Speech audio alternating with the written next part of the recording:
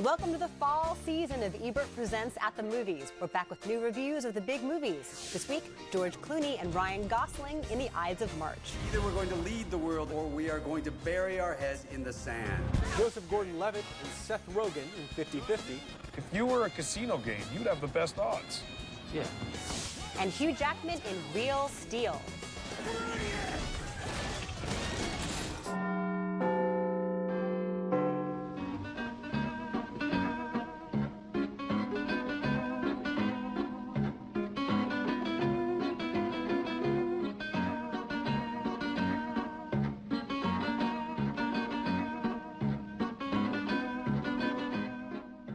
If your boy wins, you get a job in the White House. He loses, you're back at a consulting firm.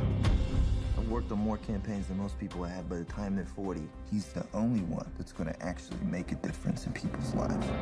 That's a scene from the new political drama, The Ides of March. It's one of the new movies we'll be reviewing this week. I'm Christy Lemire of the Associated Press. And I'm Ignatiy Vishnevetsky of Mubi.com. First up is The Ides of March, which marks George Clooney's third outing as a director. It's a political drama set during a Democratic presidential primary. Ryan Gosling plays Stephen Myers, a savvy young campaign strategist. Clooney plays Myers' candidate, a charismatic governor of Pennsylvania. It says we're going to help people get an education, we're going to create national unity, we're going to teach young people a trade, and we're going to get them out of debt for their college loans. Now, where does that fail? All of that's exactly right, Governor. It's just if you're going to do it, do it. Make it mandatory, not voluntary. That'll poll well. Mandatory. From the opening scene, which shows a technical run-through of a televised debate, it's clear that Ides of March is about the nuts and bolts of politics. And although it has some thriller overtones, at its core, this is a movie about the complicated ways in which candidates, strategists, aides, and the media manipulate one another in a modern political campaign. Lost by 9. So you're certain you're going to win here? Certain, no. Confident, yeah. You just said you win by 9. And I think that we will. St. Gabriel can blow his horn on Election Day and get his 4 horsemen to rig the ballot boxes for Pullman, and it wouldn't surprise me. So you're saying there's a good chance you won't win? Don't twist my words, Ida. What I'm saying is I'm not going to promise you we'll win. Stephen gets a secret offer from the head of the rival campaign, played by Paul Giamatti. No. He turns it down, but soon finds himself involved in some underhanded political maneuvering. She's going to take the story to Drudge or to Roll Call. She's trying to blackmail me. She wants info about Thompson. Well, then tell her what she wants to know.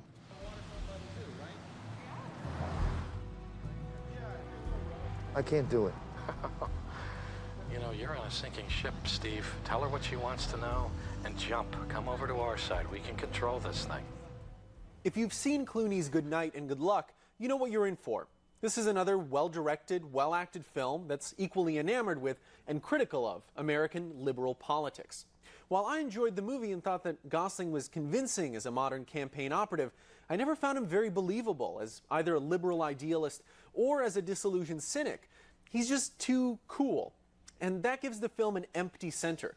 Still, I like this enough to give it a thumbs up. I give it a thumbs up as well. Everyone is great in it, and Clooney, being an excellent actor himself, knows how to direct other actors and really get the best out of them. Philip Seymour Hoffman gets an especially showy role as the head of Clooney's campaign. Well, I wouldn't call it showy. I think it totally is. I think everybody here, and he's sarcastic. Everyone here is very actorly. I mean, the performances are not. I wouldn't say they're especially naturalistic. Well, it's a play. It was a play that is based on that structure is clear. But at the same time, they're not really showy. Not even Gosling really has, a big grandstanding moment in the film. But Gosling has more of an arc than I think you're giving him credit for here, because he does start out very idealistic, and it's a cynical world, a cynical business. He believes in this guy and is willing to be devoted to him, and that belief is shattered, and that change is believable. The event, though, that takes place, and I'm not going to give it away, there's a huge subplot, a big plot twist involving Evan Rachel Wood as an intern.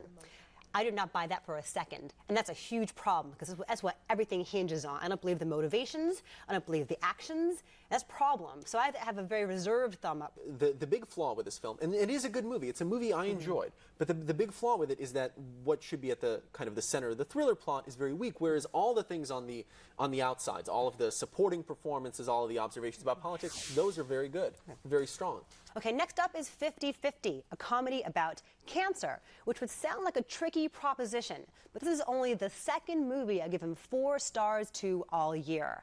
Joseph Gordon-Levitt stars as Adam, who learns in his mid-20s that he has a large tumor growing on his spine, and he has only a 50% chance of surviving it. Seth Rogen is his usual crass, funny self as his best friend who tries to be supportive. Your chances. What are your odds? I don't know. I mean, I looked it up and it said 50-50, but that's like the internet, so... It's not that bad. That's better than I thought. You're gonna be fine, man. You're young. Young people beat cancer all the time. Every celebrity beats cancer. Adam is sent to a therapist to work through all the expected feelings of denial, frustration, and fear. She's a young, eager beaver played by the delightful Anna Kendrick. As it turns out, Adam is only her 3rd patient. And aren't you supposed to, you know, be wearing an earth tone sweater and be like 65 or something? Oh, did someone say I looked like that? No. I'm just... Sorry, if you don't mind, how old are you? 24. You're 24, wow. So what are you, like Doogie Howser or something?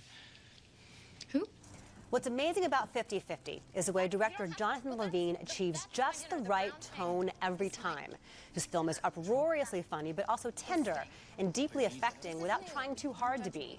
You see developments looming on the horizon that would seem obvious, but the characters are so well drawn that there are plenty of surprises and moments of real honesty. So a very enthusiastic thumbs up from me.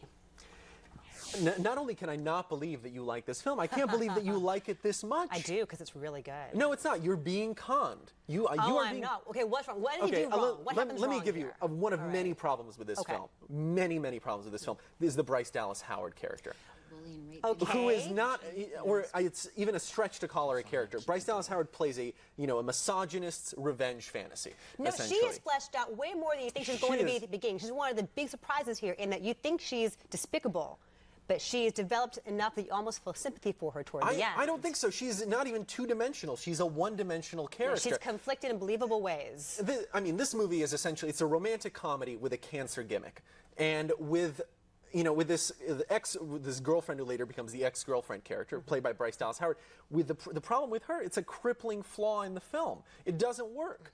And Joseph Gordon-Levitt's his character is so perfect. He's so nice. No, he's emotionally closed off. He's surly. He's rude. He's emotionally closed off. He's rude to this poor, sweet therapist who's trying to help him. And he handles things poorly. Everyone handles things poorly here. And that's why this movie works, because it's real and it's human. I wouldn't say it's... I think there's some good performances in here. And I think that they... For example, Seth Rogen, who has a really natural gift for chemistry. I mean, you could put him in a movie with a rock, and he would be a convincing best friend to this rock. But to me, this film is thin, and I think it's putting on, airs. No, there's way more to his character than you think there's going to be. You think, oh, this is the typical Seth Rogen character, but there's generosity and kindness toward the end that you don't expect. Which is, revealed in a single object in this very screenwriterly trick. It's a whole arc. Anna Kendrick is great in it. Angelica Houston in just like 2 scenes. You think she's the smothering mom. There's a lot more going on with her character. This is a very moving film. You're heartless. I am not heartless. You are. People are crying all around me. You're just heartless. Well, up next, we'll go to Roger's office for a review of The Interrupters. We're sick and tired of our babies being killed. First, here's a look at movies now in theaters.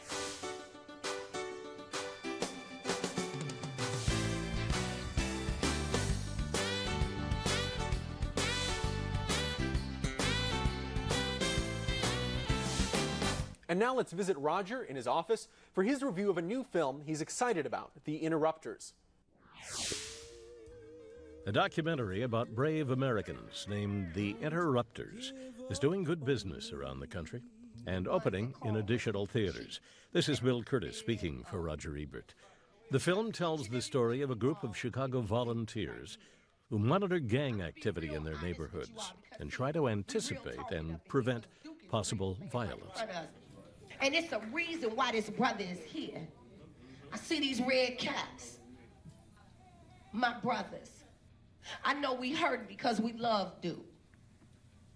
But we got a responsibility to bring up our community to be vibrant. Whatever it is that's going on, cease the fire, call a truce. Gang violence is the leading cause of death among young Americans, taking far more lives in Chicago alone than our troops in Iraq and Afghanistan.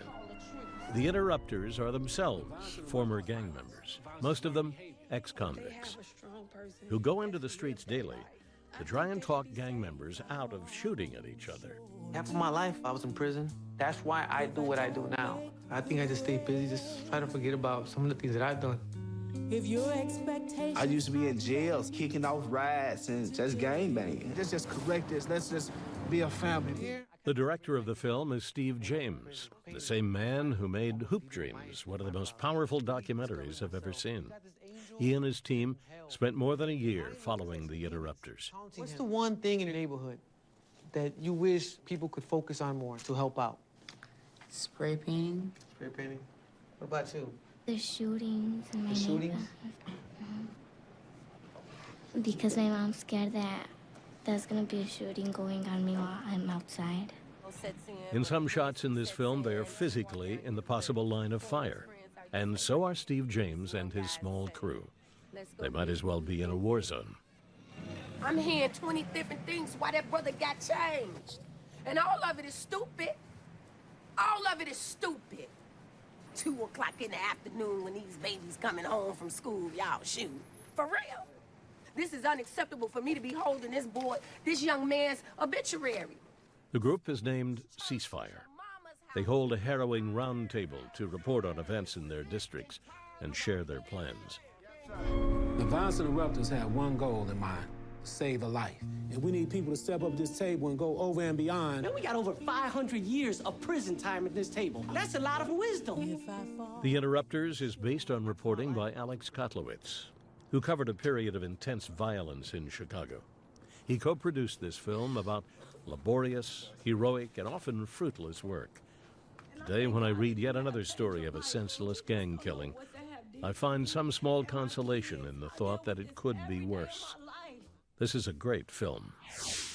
Thank you, Roger. The Interrupters is playing in select cities all this month. Never in a million years did I think that I would enjoy a boxing robot movie from the director of Night at the Museum. But Real Steel happens to be exactly that, and it also happens to be a fair amount of fun. Hugh Jackman plays a former prize fighter and full-time screw-up, trying to make ends meet in a near future where human martial arts have been replaced with robot combat. Hey, Finn. Is that Noisy Boy? The one and only. That's Noisy Boy!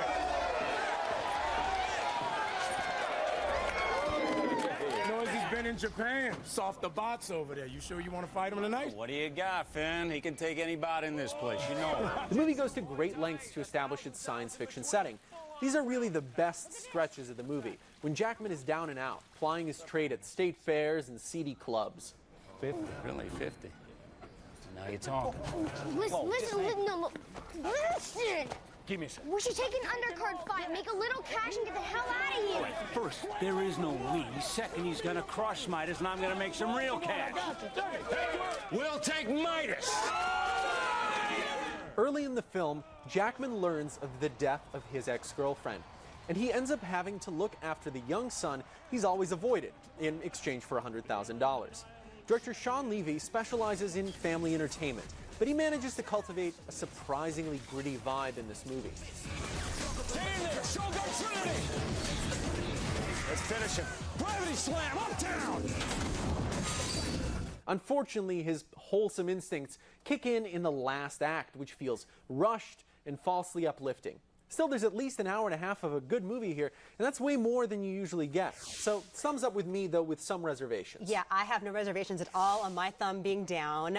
Speaking of time, this does not need to be a 2 hour and 7 minute long movie about Rock'em Sock'em robots. It is so long, and it keeps going. It is really, really long. Oy vey. For a whole family. And again, it's not the whole family, it's just little kids this is really going to work for. And they deserve better. Okay, you're right. It's a 2 hour and 7 minute movie. I could have done without maybe the last 25 minutes of it. But I actually like the deliberate kind of slow pacing of, say, the first hour and a half when it's setting up this world and it's introducing Jackman and you're learning all of these details about how all these things work. There are all of these scenes of, them fighting and working on the robots and, looking for parts in a scrapyard. I will give you this, that the robots themselves are pretty seamlessly integrated into the real world. And so often special effects look really cheesy and quite jarring and quite fake. Some of this is animatronic. animatronic, right? Yeah. Some of it's CG, so it blends pretty well. But, you know, they have no personalities. And this is one of the things that's wrong, one of the many things that are wrong with the Transformers movies, is that we are being asked to engage with hunks of metal that have no soul. But these robots are not supposed to be to have We're personalities. supposed to care about them. No, we're not. We're supposed to care about Jackman Jackman and about, you know, his son. And I like Jackman in the early parts of the movie when he's playing this sort of sleazy character. You know, I like Jackman all the time, but all that Broadway training is hammy and huge, and he's playing at the balcony when he could be dialing it down and making it smaller and more tormented. He dials it down grittier. early on.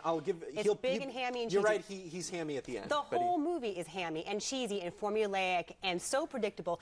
Just like 50-50. No, that has surprises in it. This is just, this is a mess. Okay, some of the biggest film festivals in the world just wrapped up. These festivals, like Telluride, Toronto, and Chicago, often give you a first look at the favorites for Oscar, including films from Sony Pictures Classics, which is celebrating its 20th anniversary. Here's a report from Chaz. You've heard of a Disney movie or Warner Brothers movie. Well, now there's a small studio called Sony Pictures Classics, started 20 years ago by Michael Barker and Tom Bernard. Over the years, they've brought us films like Orlando, Crouching Tiger, Hidden Dragon, and Midnight in Paris. They're known for their independent and foreign films, and earlier this year, their films won 7 Academy Awards. This fall, they are presenting a new slate of films at the Telluride Film Festival in the mountains of Colorado, at the Toronto Festival, the second most important film festival after Cannes, and this weekend at the Chicago International Film Festival. They have a full lineup for award season, including Take Shelter by the director Jeff Nichols.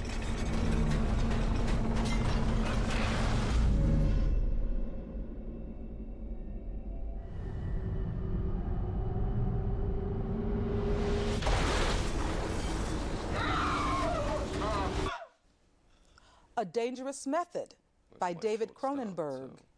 Don't you think there's something male in every woman and something female in every man? Or should be? Maybe. I expect you're right, yes. If you ever want to take the initiative, I live in that building there. The Skin I Live In by Pedro Almodovar. Soy tuya. Estoy hecha a tu medida. Y acabas de decirme que te gusto. He dicho eso. Sé que me miras. And the Iranian film, A Separation by Asghar Farhadi. من کی تو رو ول کردم؟ تو منو کشوندی دادگاه. تو برای من دادخواست طلاق فرستادی، من کشوندی اینجا از زندگی من انداختی. برو این اسمش ول کردن نیست. حاج آقا همین الان نگفت اگه میخواد بره. بله الان هم میگم وقتی نمیخوای با من زندگی کنی من به زور که نیاوردمت، به زور میخوام نگرت دارم. برو. After 20 years, Sony Pictures Classics is still going strong.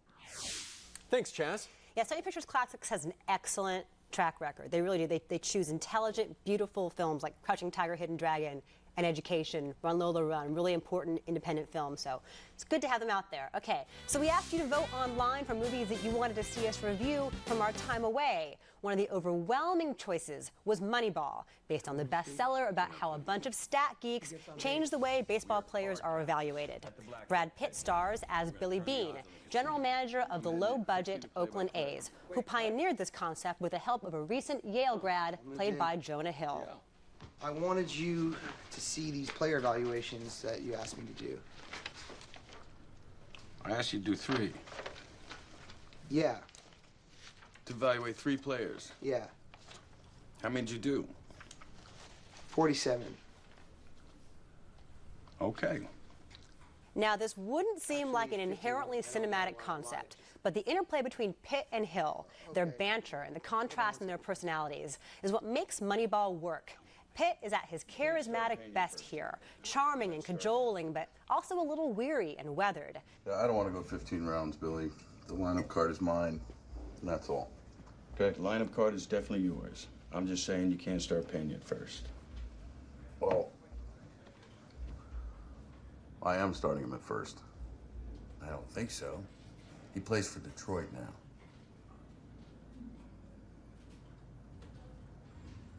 You traded Pena. And this is the best work we've seen from Hill. It's a much more reserved role from him, and it's a joy to see him find the quiet confidence in his character. The pacing is a bit off. It starts and stops and doesn't really feel like it's building toward anything. And baseball experts will be justified in finding things to nitpick. But you don't have to know what on-base plus slugging means to enjoy Moneyball. Thumbs up from me. I barely even know what a base is. My understanding of the rules of baseball is very, very rudimentary. I enjoyed this film as well. And like you, with certain reservations. I think you're very right about the pacing. I think it's a little bit off, and it's often difficult to tell where the film is really, what it's really building towards. Now, the one film that we've been asked about the most is Drive. It's a film that a lot of people are talking about, with good reason. Ryan Gosling, who really seems to be everywhere lately, plays an auto mechanic and stuntman who moonlights as a getaway driver for robberies. Gosling's performance is enigmatic, seemingly easygoing on the surface, but with a violent intensity bubbling underneath.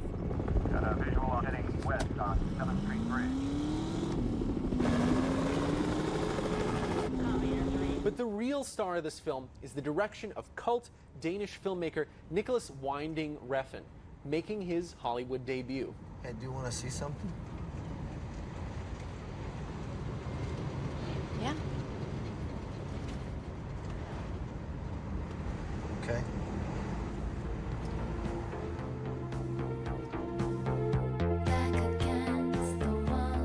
Tense and icy, with a chilly synth-pop score, the early scenes of Drive recall such classic existential crime movies as Walter Hill's The Driver and Michael Mann's Thief. Once the violence starts, the film becomes a more conventional, though sometimes operatic, thriller. I wish Drive's final half hour was as good as its first 45 minutes, but I still found the movie to be fine entertainment. It's a thumbs up from me. Thumbs up from me as well. I love the 80s cool vibe here, from the hot pink titles to the score, as you mentioned, to Ryan Gosling's silk scorpion jacket. So cool. I wish the female characters were stronger here. The reservations I have with it are Carey Mulligan is really, really miscast, as she just seems too innocent and not damaged enough. And then it's a huge waste of Christina Hendricks in like one scene. But I love the punctuations of violence. It breaks up this languid, kind of stoic cool. And yeah, it is a hugely stylish movie. Okay, so Nadia and I got to do something extremely cool last weekend. We introduced the 25th anniversary showing of Ferris Bueller's Day Off at Wrigley Field. Good evening, folks. You guys, I am so psyched to be here. I am busting out of my skin to be here because I grew up in the 80s, and so I love John Hughes movies, just like you guys do. 2 thumbs up! 2 thumbs up! 2 thumbs up! A crowd of about 10,000 people spread out their blankets in the outfield, recited all their favorite lines, and even got up and danced to Twist and Shout.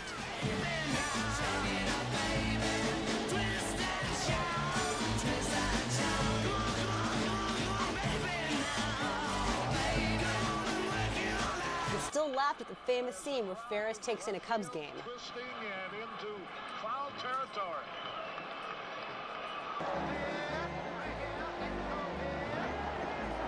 I think I broke my thumb. Hey, bada bada bada bada bada, so wing, bada. Come on.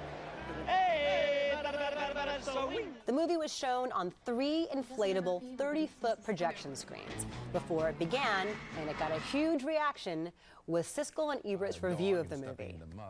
Nothing special happens when the kids go to a ball game and they don't even sit in the bleachers where all the kids love to sit when they go to Cubs games. How bad is this film? The most interesting characters are developed right at the end of this picture. A little romance develops between Ferris's mean sister, Jennifer Grey, who's kind of cute, and a troublemaking kid played by Charlie Sheen. I would have followed them in a movie, but that's too little, too late. You know, they say never take an expert to see a movie because he won't be able to see the forest for the trees. I think you're so eager to find little flaws in the picture's view of Chicago that you're not looking at the movie. This is the first time the Cubs have opened up Wrigley Field for a movie night, so it was a huge honor for us to be a part of it. Oh yeah, it was a really big honor. I had never been to Wrigley Field. That's as, amazing. As I said, I'm not a baseball person, but it is a beautiful structure and also very appropriate for that film. That scene came up, the whole place went nuts, and just so much energy there. It was a beautiful night. The movie is still so funny, so many classic lines. Really, Ferris Bueller is the ultimate John Hughes character. Now let's recap the films we've reviewed on this week's show. 2 thumbs up for The Ides of March. We had a big split on 50-50. Christy is way up, I am not. Another split on Real Steel. I am up, Christy is down. A big thumbs up from Roger on The Interrupters. And in our summer rewind, we were both up on Moneyball and Drive. That's it for this week's show. Join us next week for more reviews, including the new Footloose. What, you can't keep up? And The Big Year, starring Owen Wilson, Steve Martin, and Jack Black. You bought me drinks and got what you wanted. Really? You don't want to know. Don't forget that you can join us online at ebertpresents.com and on our Facebook page, Ebert Presents at the Movies. And until then, the balcony is closed. I mean, I don't think it matters whether they get the best seats at Wrigley Field or not. This is a sweet, inoffensive, heartwarming little movie about a kid who's trying to help his friend win some self-respect. And on that basis, I think it works, and I thought it was sort of entertaining. But Roger, I point out some little mistakes, but I point out very big mistakes, which is whole sections of comedy, limp comedy involving the school principal. I mean, I don't think you were laughing at any of that stuff. And the other thing is this whole mentioning of helping his friend, that is just snuck in at the end, and I think that most of the picture is about Ferris fooling his parents, fooling the teacher. If you put a clock on it, most of it is about that fooling. I think this film needs to be redirected and edited. I think you can kind of see, if you watch the film attentively, that generally speaking, Ferris Bueller has a bigger plan in that day than just simply skipping school.